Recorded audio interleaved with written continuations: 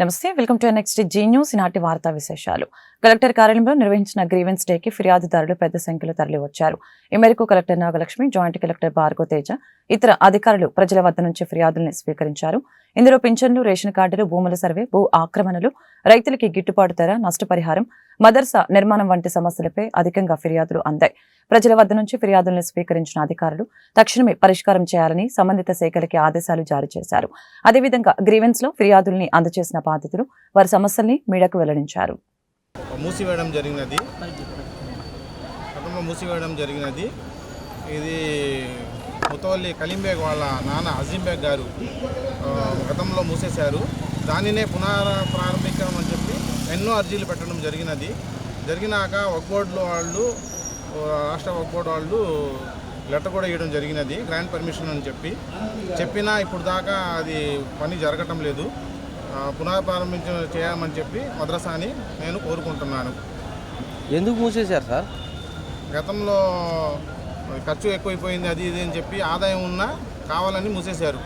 మండల కేంద్రాల్లో ఢిల్లీ రైతు పోరాటానికి మద్దతుగా, అదేవిధంగా పోరాటం చేస్తున్న రైతుల మీద, మహిళల మీద హర్యానా, ఉత్తరప్రదేశ్ పోలీసులు, ప్రభుత్వం దమనకాండను నిరసిస్తూ, అదేవిధంగా మద్దతు ధరల చట్టం కోసం జాతీయ నాయకుడు 25 రోజుల నుంచి దీక్ష చేస్తున్నాడు, జగత్ సింగ్ దౌలాలా. అతని యొక్క దీక్షను సుప్రీంకోర్టు మద్దతు తెలుపుతూ అతని యొక్క డిమాండ్ అంటే నెరవేర్చి అతని దీక్ష విరమణ చేయాలని చెప్పి సుప్రీంకోర్టు తీర్పు ఇచ్చినప్పటికీ ఇప్పటికీ కేంద్ర ప్రభుత్వం పట్టించుకోలేదు. 3 వ్యవసాయ చట్టాలు రద్దు చేశాడు ఆ రోజు. ఇవాళ దొడ్డిదారులో మరొక రూపంలో 3 వ్యవసాయ చట్టాల పేరు కాకుండా మరో పేరు పెట్టి ఇవాళ జాతీయ అగ్రికల్చర్ కమిషన్ పేరుతోటి వ్యవసాయ మార్కెటింగ్ వ్యవస్థ మొత్తం కూడా ధ్వంసం చేసే విధంగా, ఆ మార్కెటింగ్లో భవిష్యత్తులో రుసుము వసూలు చేసే విధంగా, అదే రైతులకి మద్దతు ధర లేకుండా ఉండే విధంగా ఇవాళ మార్కెటింగ్ వ్యవస్థ కొత్త చట్టాన్ని తీసుకొచ్చారు. ఈ చట్టాన్ని వ్యతిరేకిస్తూ దేశవ్యాప్తంగా అన్ని జిల్లా కేంద్రాల్లో నిరసన కార్యక్రమం, దానికి సంబంధించిన డిమాండ్స్ కూడా ఇక్కడ కలెక్టర్ గారి ద్వారా రాష్ట్రపతికి కూడా మెమరాండం కూడా ఒకటి అర్జీ ఇవ్వడం జరిగింది. ఇక్కడ స్థిరపడ్డాక ఏపీకి ఎందుకు వెళ్తాం? నాగవంశీ టాలీవుడ్ ఏపీకి వెళ్తుందని ప్రచారం అవాస్తవమని, తాను డబ్బు పెట్టి హైదరాబాద్ లో ఇల్లు కట్టుకున్నానని, తనలా స్థిరపడిన వారు తిరిగి ఏపీలో ఏం చేస్తారని ప్రశ్నించారు. షూటింగ్ లో ఇరు రాష్ట్రాలకి ప్రాధాన్యం ఇస్తామని చెప్పారు. తమకు పెయిడ్ ప్రీమియర్స్ అవసరం లేదు, కానీ తెల్లవారుజామున 4 గంటల 30 నిమిషాలకి సినిమా పడితే చాలని మీడియాకు తెలిపారు. ఎఫ్డిసి చైర్మన్ దిల్ రాజ్ కి తమ విజ్ఞప్తులు అందిస్తామని అన్నారు.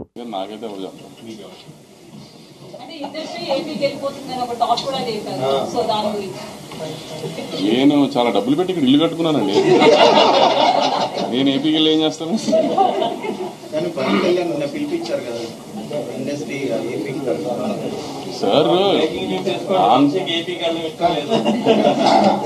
సార్ ఇండస్ట్రీ సైడ్కి ఎప్పుడు మా సపోర్ట్ ఉంటుంది అని చెప్పడానికి సార్ కళ్యాణ్ గారు పవర్లోకి వచ్చిన తర్వాత ఫస్ట్ మీటింగే పిలిచినప్పుడు అందరికీ చెప్పారు, ఇండస్ట్రీకి నా సైడ్ నుంచి, మన ఏపీ గవర్నమెంట్ సైడ్ నుంచి ఫుల్ సపోర్ట్ ఉంటుంది అని సార్ రిప్రజెంట్ చేసి మాకు చెప్పేశారు. సో అప్పటి నుంచి మీరు చూస్తున్నారు కదా, అప్పటి నుంచి రిలీజ్ అయిన సినిమా అన్నిటికీ గవర్నమెంట్ సైడ్ నుంచి సపోర్ట్ ఎలా ఉంటుందో, సో ఆ సపోర్ట్ అలానే ఉంటుంది ఎప్పుడు అని త్వరలో అండి మన చంద్రబాబు గారిని, పవన్ గారిని కలవబోతున్నారు ప్రొఫెసర్స్ అనేది ఒకటి టాపిక్ నడుస్తుంది. అది ఉందండి, షెడ్యూల్ అయింది? నేను నాకైతే ఎవరు చెప్తాను. మీకు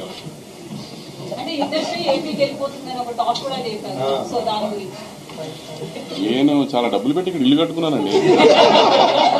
నేను ఏపీకి వెళ్ళి ఏం చేస్తాను?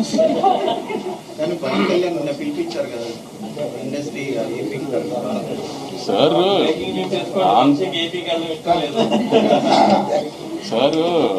ఇండస్ట్రీ సైడ్కి ఎప్పుడు మా సపోర్ట్ ఉంటుంది అని చెప్పడానికి సార్ కళ్యాణ్ గారు పవర్లోకి వచ్చిన తర్వాత ఫస్ట్ మీటింగే పిలిచినప్పుడు అందరికీ చెప్పారు, ఇండస్ట్రీకి నా సైడ్ నుంచి, మన ఏపీ గవర్నమెంట్ సైడ్ నుంచి ఫుల్ సపోర్ట్ ఉంటుంది అని సార్ రిప్రజెంట్ చేసి మాకు చెప్పేశారు. సో అప్పటి నుంచి మీరు చూస్తున్నారు కదా, అప్పటి నుంచి రిలీజ్ అయిన సినిమా అన్నిటికీ గవర్నమెంట్ సైడ్ నుంచి సపోర్ట్ ఎలా ఉంటుందో, సో ఆ సపోర్ట్ అలానే ఉంటుంది ఎప్పుడు అని. ఏపీని వరుణుడు వీడలేదు. పశ్చిమ బంగాళాఖాతంలో తీవ్ర అల్పపీడనం కొనసాగుతూ ఉంది. ఇది పశ్చిమ నైరుతి దిశగా కదులుతూ మంగళవారం నాటికి ఉత్తర తమిళనాడు, ఏపీలోని దక్షిణ కోస్తా తీరాల వైపు వెళ్తుందని వాతావరణ శాఖ తెలియజేసింది. తీవ్ర అల్పపీడనం ప్రభావంతో ఏపీలోని పలు జిల్లాల్లో గురువారం వరకు మోస్తారు నుంచి భారీ వర్షాలు కురిసే అవకాశం ఉంది. ముఖ్యంగా తిరుపతి, నెల్లూరు, ప్రకాశం, బాపట్ల తదితర జిల్లాల్లో భారీ వర్షాలు కురిసే ఛాన్స్ ఉన్నట్లు వాతావరణ శాఖ తెలియజేసింది. గురువారం వరకు మత్స్యకారులు సముద్రంలోకి వేటకు వెళ్లవద్దని అధికారులు హెచ్చరికలు జారీ చేశారు. గురువారం వరకు మత్స్యకారులు సముద్రంలోకి వేటకు వెళ్లవద్దని అధికారులు తెలిపారు. మరొకవైపు రాష్ట్రంలోని పోర్టులకి 3 నెంబర్ హెచ్చరికలు జారీ చేశారు. ఆదివారం సాయంత్రానికి తీవ్ర అల్పపీడనంగా సముద్రంలోని పూర్తిగా బలహీనం పడుతుందని వాతావరణ శాఖ అంచనా వేసింది. కానీ అల్పపీడనం ఉత్తర తమిళనాడు, దక్షిణ కోస్తా తీరాల వైపు పయనిస్తున్నట్లు వాతావరణ శాఖ అధికారులు పేర్కొన్నారు. దీని ప్రభావం గురువారం వరకు ఉంటుందా, అయితే అల్పపీడనం తీరానికి చేరువగా వెళ్తుందా లేక తీరం దాటుతుందా అనే అంశంపై స్పష్టత రావాల్సి ఉంది. విజయసాయిరెడ్డి దోపిడీ ముఠ గత 5 ఏళ్లలో చేయని కుంభకోణం అంటూ లేదని ఎమ్మెల్యే సోమిరెడ్డి చంద్రమోహన్ రెడ్డి తెలిపారు. ఫార్మా రంగంలో ఎదిగిన అరబిందో విజయసాయిరెడ్డి దురాశ కారణంగానే ప్రజాధనాన్ని లూటీ చేసిందని ధ్వజమెత్తారు. 2022లో జెన్కోకు నాసిరకం బొగ్గు సరఫరా కారణంగా జనరేషన్ లాస్ జరిగిందని చెప్పారు. బహిరంగ మార్కెట్లో అధిక ధరకు విద్యుత్ కొనుగోలు చేయడం వలన సుమారు 1000 కోట్ల రూపాయల నష్టం వాటిల్లిందని తెలియజేశారు. అరబిందో అనుబంధ సంస్థ టైడ్ అండ్ నాలెడ్జ్ కంపెనీ నాసిరకం బొగ్గు సరఫరాపై శాఖపరమైన చర్యలు ఉండాలని నిర్ణయించినట్లు తెలిపారు. విజయసాయిరెడ్డి దొంగల ముఠాపై సిఐడి సమగ్ర విచారణ జరిపి చర్యలు తీసుకోవాలని కోరారు.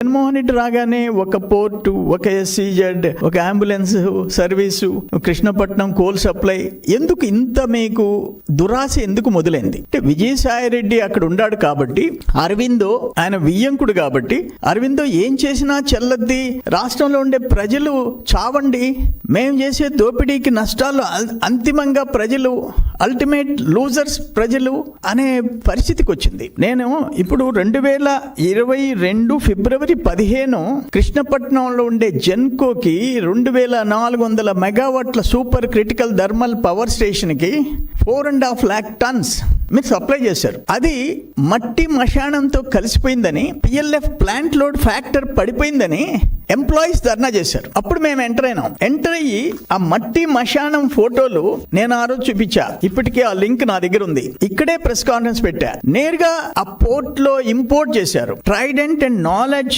కంపెనీస్ పేరుతో అరవిందో ఇంపోర్ట్ చేసింది. ఓడరేవుకు పోయి మేము ప్రొటెస్ట్ చేశాం. ఆ తర్వాత 1,00,000 టన్నులు ఎక్కడికో డంప్ చేసేసినారు. మా పోరాటానికి భయపడి ఆ 1,00,000 టన్నులు మాత్రం తేలేదు. దానికి కారణం జెన్కోలో ఎంప్లాయీస్ తిరుగుబాటు. ఈ రోజు 8,500 రూపాయలు టన్ను, 8,500, 382 కోట్లు పెట్టి ఆ మట్టితో ఉండే యాష్ తో ఉండే కోల్ తెచ్చి ప్లాంట్ లోడ్ ఫ్యాక్టర్ పడిపోయింది. ప్లాంట్ లోడ్ ఫ్యాక్టర్ 22, 23, 41కి పడిపోయింది. 41%. ఆ పక్క సంవత్సరం 42%, 40%. అంటే జగన్మోహన్ రెడ్డి టైంలో 24 వచ్చింది. ఈరోజు 24 సంవత్సరంలో గవర్నమెంట్ మారిన తర్వాత 55%కి వచ్చింది. 55% ప్లాంట్ లోడ్ ఫ్యాక్టర్ జనరేషన్ లో వస్తుంది. అంటే మీ వల్ల ఈ 382 కోట్ల కోల్ కొనుగోలు పర్చేజ్ అమౌంట్ కాదు, అల్టిమేట్ గా జనరేషన్ లాస్ ఎంత. సినీ హీరో అల్లు అర్జున్ ని అరెస్టు చేయడం కరెక్ట్ కాదని బీజేపీ రాష్ట్ర అధ్యక్షులు దగ్గుపాటి పురంధేశ్వరి పేర్కొన్నారు. సినీ హీరో అల్లు అర్జున్ ని అరెస్టు చేయడం కరెక్ట్ కాదని బీజేపీ రాష్ట్ర అధ్యక్షురాలు దగ్గుపాటి పురంధేశ్వరి అన్నారు. పుష్ప 2 విడుదల సమయంలో అర్జున్ హైదరాబాద్ లోని సంధ్యా థియేటర్ కి వెళ్లారని, అక్కడ చోటు చేసుకున్న తొక్కిసలాట ఆయన ప్రేరేపించింది కాదని తెలిపారు. ఈ కేసులో మిగిలిన వారిని కాకుండా A11 గా ఉన్న అల్లు అర్జున్ ని అరెస్టు చేయడం సమంజసం కాదని తెలిపారు. ఇది ఆల్రెడీ జరిగిపోయిందండి. నేను ఆల్రెడీ ట్విట్టర్లో కూడా నా స్పందన నేను పెట్టడం జరిగింది. అల్లు అర్జున్ గారు ఆనాడు ఒక సినీ కథానాయకుడిగా అక్కడికి రావడం జరిగింది. ఆయన ప్రేరేపించింది కాదు. ఆయన A11గా ఉన్నారు. ఆయన చూసుకున్నట్లయితే మిగతా వారిని కాకుండా ఈయన అరెస్ట్ చేయడం అనేది కరెక్ట్ కాదు అనేది మా యొక్క అభిప్రాయం. అది డెఫినెట్గా నిన్న కూడా చర్చ జరిగింది కదా తెలంగాణలో. AP deputy CM Pawan Kalyan గత కొన్ని రోజులుగా రాష్ట్రంలో క్షేత్రస్థాయి పర్యటనలు జరుపుతూ ఉన్నారు. ఇవాళ ఆయన కృష్ణా జిల్లా కంకిపాడు మండలం గొడవర్రు గ్రామంలో పర్యటించారు. పల్లె పండుగలో ఇచ్చిన మాట ప్రకారం కంకిపాడు మండలం గొడవర్రు గ్రామం మీదుగా తొట్లవల్లూరు మండలం రొయ్యూరు గ్రామానికి నిర్మిస్తున్న రోడ్లు నిర్మాణ పనుల పురోగతిని పరిశీలించారు. అక్కడ 1:1 అడుగు తవ్వి బీటీ రోడ్డు 3 లేయర్ల నాణ్యతను స్వయంగా తనిఖీ చేసిన ఉప ముఖ్యమంత్రి పవన్ కళ్యాణ్.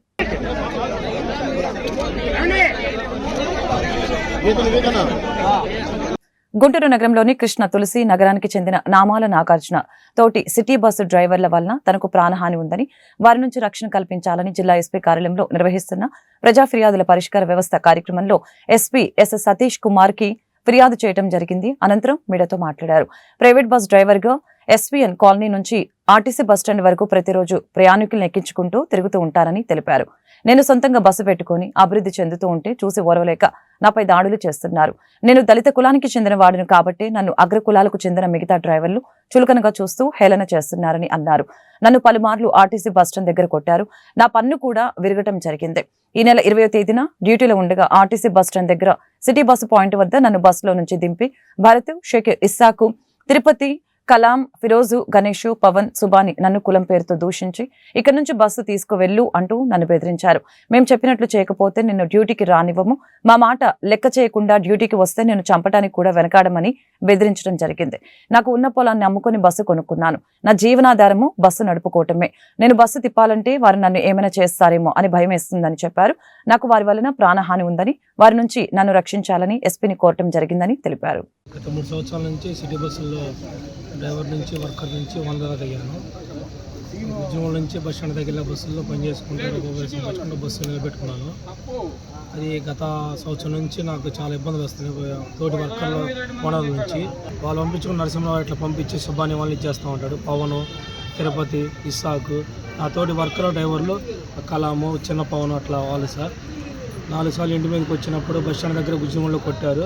రీసెంట్గా 6 మంత్స్ బ్యాక్ బస్ స్టాండ్లో 20 మంది కొరవలు వేసుకొని ఇదే సుబాని, నరసింహరావు, పవను, తిరుపతి, కమల్, పవను. మరి ఇంతకుముందు కంప్లైంట్ ఇవ్వలేదా మీరు? ఇచ్చాను సార్. పాతకుంట పోలీస్ స్టేషన్లో ఇస్తే బాబు గారు వాళ్ళని సిటీ బస్ వర్కర్లు ఇచ్చి ఇంకా మీ జోలికి రాము మేము చూసుకుంటాము అని రాజీ పరిపించి మా అమ్మ, మా చెల్లి, మా అన్నయ్య చేత రాజీ సంతకాలు పెట్టించుకున్నారు సార్. మీ మీద ఇప్పటివరకు ఇది 5వ సార్. రీసెంట్గా మొన్న ఫ్రైడే 20వ తారీఖు మళ్ళీ మొన్న వచ్చారు సార్, శుక్రవారం సార్. మళ్ళీ వచ్చి అదే బస్సు తిప్పొద్దని చెప్పాం కదా, తిప్పితే చంపుతాము, నీ వర్కులు రానివ్వు, బస్సు ఎక్కినేము, బస్సుకు అడ్డుపడి బస్సు నుంచి జనాలు ఎక్కకుండా నన్ను దించి చక్కచించి ఇప్పుడు మళ్ళీ కొట్టారు సార్. ఈ శుక్రవారం మళ్ళీ పోలీస్ స్టేషన్కి వెళ్ళాక నాకు భయం వేసి మా ఫ్యామిలీ ఇంటి మీద కూడా వచ్చారు సార్ ఒకసారి. గతం ఫస్ట్ 6 నెలల క్రితం ఇంటి మీదకి వస్తేనే కేసు పెడితే అది రాజుకి వచ్చింది సార్. అది ఇప్పుడు ఏం కోరుకుంటున్నారు మీరు? నాకు ప్రాణహాని ఉంది సార్. బస్సు తిప్పొద్దన్నారు. ఇప్పుడు శుక్రవారం నుంచి నేను బస్సు తిప్పట్లేదు, ఇంటికాడ ఆపేసాను. దాని మీదే బతుకుతున్నాను. అప్పు చేసి స్థలం అమ్మేసి బస్సు కొనుక్కున్నాను. ఒక బస్సు నుంచి 2 బస్సులు. ఇప్పుడు నా బస్సుకి వర్కులు ఎవరు రావట్లేదు. నేను పోదామన్న భయం నాకు. బస్ స్టాండ్ వెళ్తే కొడతారు, చంపుతారని. నా బస్సు తిప్పొద్దని నైట్ ఫోన్లు వస్తాయి. ఆ నెంబర్లు కూడా రాసి ఇచ్చాను సార్లకి. అయినా నాకు రక్షణ లేదు, ఏం లేదు సార్. ఇంటి మీదకి వస్తున్నారు. బస్సు తీద్దానంటే మా ఇంటికాడ ఆపించారు 2 బస్సులు సార్. అదే జీవనాధారం నాకు. చంపుదామన్నారు. ఇంకా అది నాకు చెప్పలేనంత ఇది. అందుకే ఎస్పీ ఆఫీస్ దాకా ఇక్కడ దాకా వచ్చాను సార్. తాడేపల్లి వైఎస్ఆర్సీపీ అధినేత మాజీ సీఎం వైఎస్ జగన్మోహన్ రెడ్డి భద్రత గురించి ఎల్లో మీడియా విషపురాతలు రాస్తుందని వైఎస్ఆర్సీపీ ఎమ్మెల్సీ లీలాపిరెడ్డి తెలిపారు. సీఎంకి సంబంధించిన భద్రతని ఏ సీఎం కూడా నిర్ణయించుకోరు. ఇంటెలిజెన్స్, పోలీసు అధికారుల నిర్ణయం మేరకు తీసుకుంటారు. చంద్రబాబు కేవలం 120 మంది మాత్రమే భద్రత అంటూ కథలు రాస్తున్నారు. జగన్ కల్పించిన భద్రత రికార్డులు ప్రభుత్వం దగ్గరే ఉన్నాయి. సివిల్ పోలీసులు 18 మంది, ఆర్మ్డ్ 33 మంది, బెటాలియన్ 89 మంది మాత్రమే ఉన్నారు. బయటకు వెళ్లినప్పుడు ఆక్టోపస్ 13 మంది ఉంటారు. మొత్తం 196 మంది వైఎస్ జగన్ కి భద్రత ఉంటారు. ఏ ముఖ్యమంత్రి ఉన్నా ఇదే విధానం అమలవుతుందని చెప్పారు. ఒక ఆనవాయితీగా, ఎందుకంటే గడిచిన 6 నెలల కాలంగా చూస్తా ఉన్నాం ఈ రాష్ట్రంలో. ముందుగా వాళ్ళకి సంబంధించినటువంటి ఎల్లో మీడియాలో కథనాలుగా పుంఖాలుగా వార్తలు రాయిస్తారు. ఆ వార్తలు రాయించిన తర్వాత ప్రభుత్వానికి సంబంధించి వాళ్ళు ఏదో చిన్న నోట్ లాంటిది విడుదల చేసే పరిస్థితులు మనం చూస్తా ఉన్నాం. ఇవాళ నేను అడుగుతా ఉన్నా, చంద్రబాబు నాయుడు గారు సీఎంగా ఉన్నారు, ఆయనకి కల్పిస్తున్నటువంటి భద్రత సంబంధించి కూడా నేను సూటిగా అడుగుతా ఉన్నా. ఇవాళ ఏదో 121 మంది అని చెప్తా ఉన్నారు. ఇవాళ ఎక్కడైనా కూడా ట్రాఫిక్ కాకుండా ముఖ్యమంత్రి గారు, లేకపోతే డిప్యూటీ చీఫ్ మినిస్టర్ గారు, లేకపోతే వారి కుమారుడు నారా లోకేష్ గారు పోతున్నప్పుడు ట్రాఫిక్ ఆపకుండా ట్రాఫిక్ మధ్యలోంచే వాళ్ళు వెళ్ళిపోతా ఉన్నారా? ఎందుకు ఈ అబద్ధాలు? ఎవరిని మభ్యపెట్టడానికి మీ ప్రయత్నాలు? మీకు నిజంగా, ఎందుకంటే మీరు 1 పాయింట్ ప్రోగ్రామ్ తెలుగుదేశాన్ని పైకెత్తాలా, చంద్రబాబు నాయుడిని ఆయన ఆకాశంలో పెట్టి ప్రజలకు చూపించాలనే భావన ఉంటే మీరు వాళ్ళ గురించి గొప్పలు రాసుకోండి, మాకు ఇబ్బందిలే, మేము బాధపడం. కానీ మీరు మమ్మల్ని, మా నాయకుడిని కించపరిచే విధంగా, అవమానించే విధంగా, వ్యక్తిత్వ హననానికి పాల్పడే విధంగా మీరు రాసే రాతలు మాత్రం ప్రజలు కూడా వైఎస్ఆర్ కాంగ్రెస్ పార్టీ శ్రేణులు కాదు, ప్రజాస్వామ్యంలో ప్రజాస్వామ్యవాదులు ఎవ్వరికి కూడా ఇవాళ మీరు వాదన చేసే వాదనల్ని ఎవరు కూడా అంగీకరించారన్న అంశాన్ని కూడా ఈ సందర్భంగా చెబుతా ఉన్నా. తన కుమారుడి చికిత్సకు సాయం చేస్తానన్న జూనియర్ ఎన్టీఆర్ నుంచి తమకింకా సాయం అందలేదని కౌశిక్ తల్లి సరస్వతమ్మ తెలిపారు. తిరుపతికి చెందిన కౌశిక్ జూనియర్ ఎన్టీఆర్ అభిమాని. కౌశిక్ క్యాన్సర్ తో బాధపడుతున్నారు. ఈ విషయాన్ని తెలుసుకున్న తారక్ దేవర సినిమా విడుదల సమయంలో కౌశిక్ ని వీడియో కాల్ ద్వారా పరామర్శించారు. చికిత్సకు సాయం చేస్తారని హామీ ఇచ్చారు. అయితే జూనియర్ నుంచి తమకు సాయం అందలేదని, ప్రభుత్వం 11 లక్షలు, టీటీడీ 40 లక్షలు అందజేశారని తెలిపారు.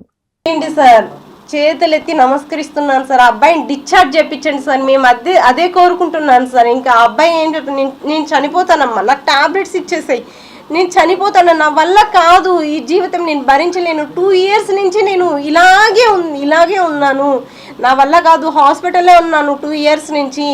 లాస్ట్ 22 డిసెంబర్ 28 అబ్బాయి కాలు యాక్సిడెంట్ అయింది. కాలు యాక్సిడెంట్ అయిపోయి నెక్స్ట్ హ్యూమనిటీ పవర్ తగ్గిపోయి ఆ క్యాన్సర్ వచ్చిందనమాట. అప్పటి నుంచి ఈ స్ట్రగుల్ అనేది పడుతూనే ఉన్నాను. ఆ అబ్బాయి నేనే ఎంతసేపు హాస్పిటల్లోనే అనమాట. ఆ అబ్బాయి ఏడుస్తుంటే నా ప్రాణం పోయిన, వెయిన్స్ అనేటివి ఉండవు వాళ్ళ క్యాన్సర్ వాళ్ళకి, గుచ్చుతూ ఉంటే అమ్మా అమ్మా అని అరుస్తుంటాడనమాట. ఇప్పుడు కానీ మార్నింగ్ నుంచి నాకు డిశ్చార్జ్ చేస్తేనే నేను మార్నింగ్ నుంచి అట్లీస్ట్ రైస్ గెంచి తాపుతారు ఆ అబ్బాయికి, అది కానీ తాగట్లేదు.